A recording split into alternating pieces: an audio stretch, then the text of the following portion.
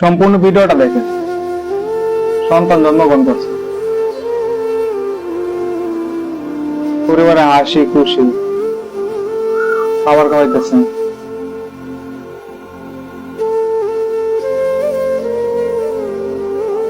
সন্তান বড় হয়ে যেতেছে।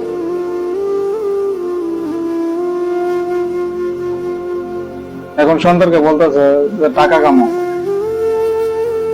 টাকার জন্য সে ঘর থেকে বাইরে হইতেছে,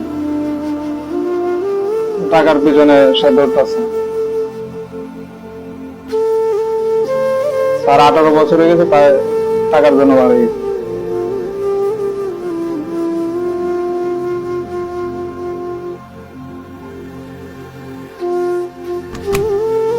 সারা জীবন টাকার পিছিয়ে করতে হবে, টাকা অবশেষে পাইল, কিন্তু তার সময় নেই, তার হায়াত নেই। এই টাকাতে তার কি হবে? এটাই জীবন না?